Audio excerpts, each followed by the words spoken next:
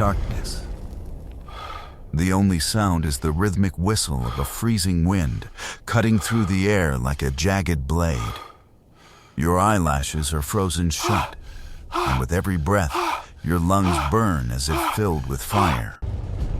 Suddenly, out of the blinding white haze, a massive silhouette emerges, a 12-foot-tall woolly mammoth. The beast slams its foot into the frozen earth, and the entire valley shudders under its weight. Your hand tightens around the shaft of your stone-tipped spear. This is not just a hunt, it is the final stand for survival. If this spear misses its mark, your entire bloodline ends here, buried in the snow. We are the children of those who trampled the world's most ruthless era under their feet. 20,000 years ago, this world was no paradise. It was a vast, white graveyard from Europe to Asia. The earth lay crushed under a shroud of ice 2 miles thick. The sea levels had dropped so low that new land bridges appeared, but these paths belonged only to death. Temperatures plummeting to 50 C were common. Imagine a cold so absolute that if you spat, it would turn into a pebble of ice before hitting the ground. Here, man was neither lion nor elephant. He was the weakest prey. To stay alive, he required 5,000 calories every single day, energy that could only be found in raw meat and animal fat. There were no farms, no fruits. Every day was a hunt, and every hunt was a gamble with the grave. Even the air you breathed was a thief, stealing the warmth from your body with every exhale. Inside the cave, the atmosphere was suffocating. It smelled of thick smoke and the stench of raw hides. From the moment of birth, a child was taught the first lesson: silence. In the Ice Age, a cry was a death sentence. A baby's scream acted as a beacon for hungry wolves and saber-toothed tigers that prowled just beyond the firelight. For a child, flint was more valuable than gold. One wrong strike, and your blade would shatter. If your blade shattered, your tribe starved. It was the women who engineered our survival, inventing bone needles that changed the course of humanity. They stitched animal skins so tightly that the body's warmth remained trapped inside.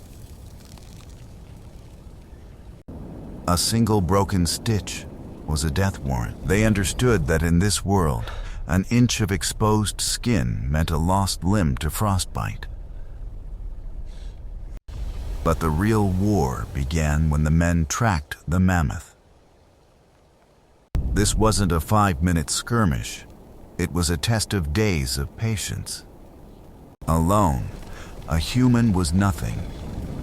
But together, they were a pack, the most dangerous predators on the planet. They would exhaust the beast, depriving it of sleep for days, eventually driving it toward a swamp or a hidden pit. Once the mammoth was trapped, the men would strike the soft underbelly with their spears, feeling the vibration of the beast's dying roar through the wood in their hands. The beast's hot crimson blood would boil against the snow, releasing a metallic scent that drew scavengers from miles away. After the kill, the real danger began, defending the carcass from giant short-faced bears and hyenas. Nothing was wasted. They ate the meat, wore the skin, and built their huts from the massive tusks and ribs. They would place mammoth skulls at their entrances to warn off other tribes, a grim monument to their power. Their minds did not just function on survival. They possessed a deep, complex spiritual world in the depths of caves where the sun never reached.